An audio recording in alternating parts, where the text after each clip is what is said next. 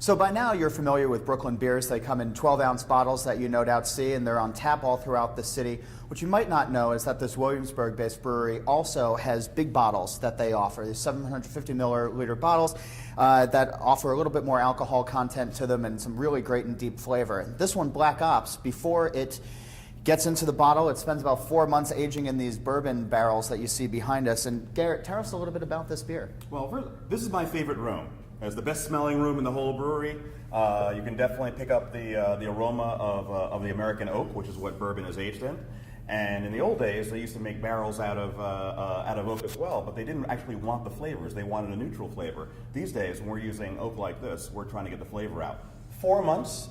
This is a stout beer, right. A strong version known as Imperial Stout, almost 12%, aged for 4 months in these barrels. And then it undergoes a re-fermentation in the bottle like champagne. So it goes into the bottle completely flat. We add priming sugar and new yeast, and after several weeks, we have a nice natural carbonation. So you can make out that big vanilla kind of character in the background that comes out of the wood. And the bourbon comes through as well, which is really wonderful.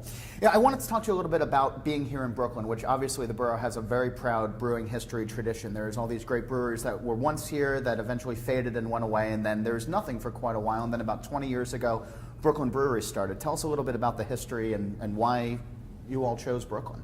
Well, at the turn of the century, or the turn of the last century, 1890s, there were actually 48 breweries in Brooklyn, and they made 10% of all the beer in the United States. But by 1976, the last brewery, Schaefer, in Brooklyn, they closed down. And partner Steve Hindy and his partner at the time, Tom Potter, started their business up.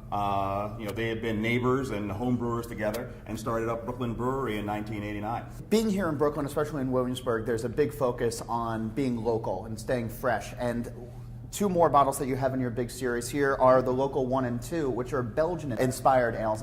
Tell me a little bit about what it means to be Belgian-inspired for these beers. It almost depends on whether you're talking to a Belgian or you're talking to an American.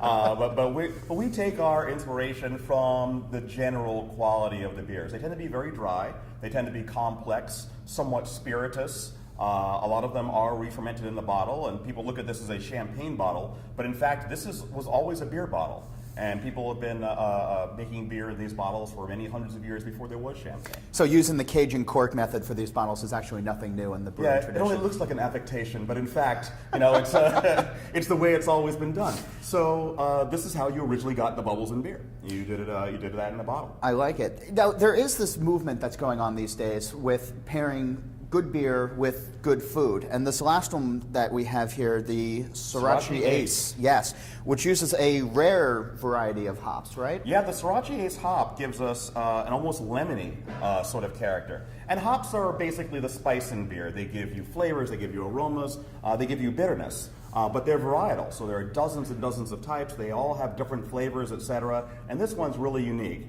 Originally grown in Japan in the 1980s, not used by anybody since then. And suddenly, we found this hop.